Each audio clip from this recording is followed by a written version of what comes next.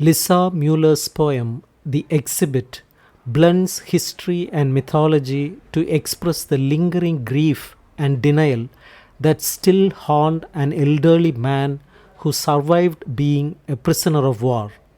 Using the unicorn metaphor, the poet shows how the horrible public event of World War has a lasting detrimental effect on private life and how our present lives are determined and shaped by the past. The poem is about an uncle living in East Germany many years after the world wars of the 20th century. The poet specify whether the uncle was a prisoner during the First or Second World War, but his age could well place him in World War I. We know, however, that Lisel Mueller's own life was directly affected by World War II and that many of her poems stem from the events of the Holocaust. Regardless of which world war is the reference here, the meaning is the same. War takes its toll not only on the body but on the mind, leaving decades of appalling memories for survivors and often causing them to turn to imagination for comfort. The poem implies the atrocities of war without ever mentioning particular acts. Mueller is able to convey the horrors of conflict essentially by talking about its opposite. As a symbol of both strength and gentleness, the unicorn exemplifies the world as it should be. By highlighting the mythical creature's virtuous behavior and its undeniable purity, the poet actually signifies everything that the real world is not. Let's see the summary of the poem. The first two lines in the poem give us the setting, confirm the obvious implication of the title.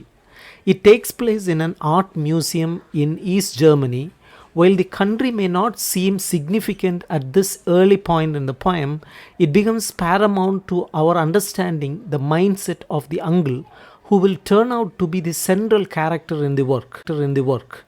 The mention of the unicorn in the painting may also seem minor in the second line, but the mythological creature will become the metaphor used as a major theme throughout the poem. Unicorns have a long history in the legends of various peoples around the world. They have appeared in assorts in Roman, Greek, Norse, and other mythologies, sometimes portraying the features of a small goat and sometimes of a large horse with a flowing white mane and white hooves. Regardless of the predominant physical shape the unicorn takes in the tales, one feature is common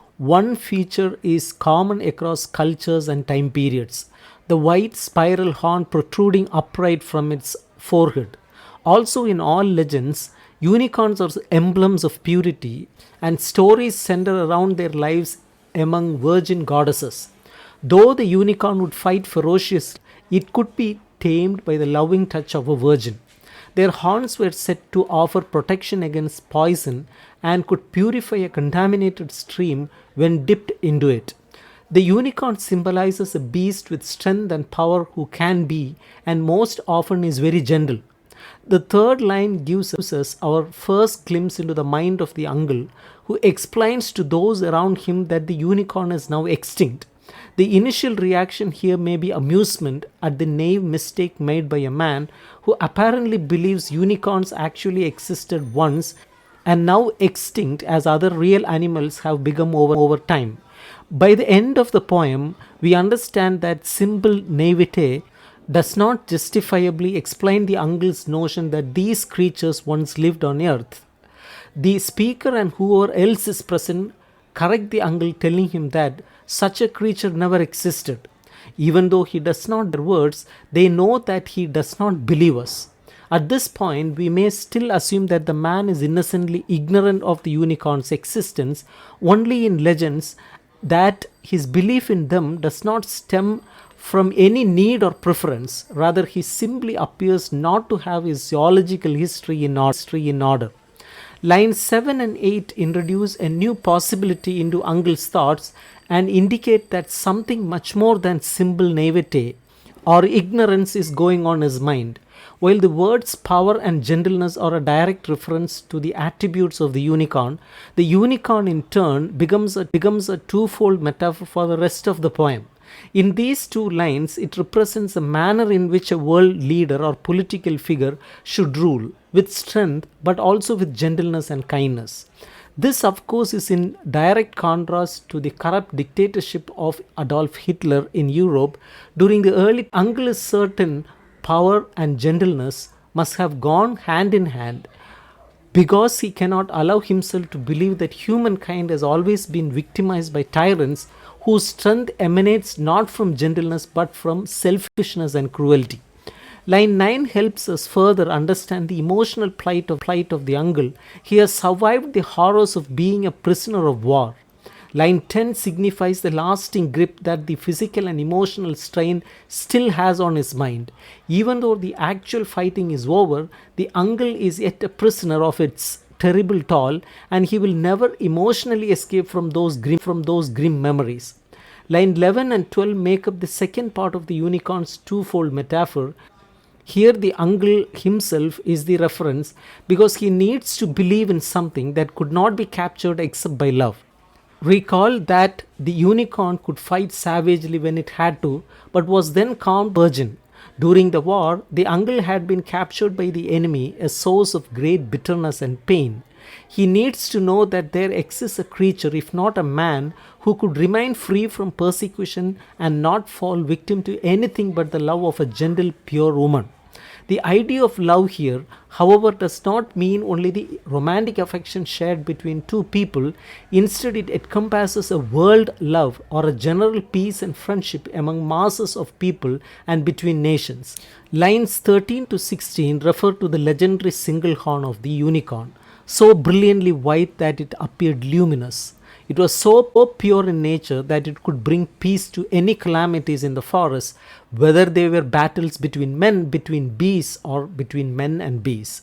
Line 15 and 16 reiterate the magical power of the horn that dipped into foul water would turn it pure.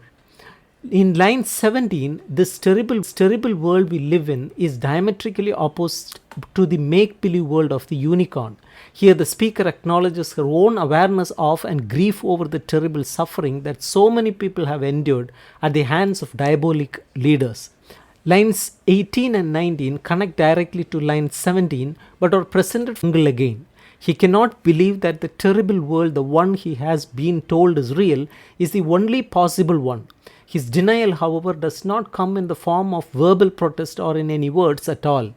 The speaker knows that her uncle clings to the possibility of a better world only because his 80-year-old eyes insist. This line, of course, is the first mention of the uncle's age. We have likely assumed that he was an older man, but now we know that the grief brought on by World War has been with him for not only many years but for decades, and that he will carry that sorrow to his grave. The last of the poem also refers to the uncle's eyes and indicates simply that his tears come easily now. The word now seems to imply that the older he gets, the more he cries. We may assume then that the longer he believes in this terrible world, the more he must resign himself to accept a world in which power and gentleness go hand in hand, has ever existed and most likely never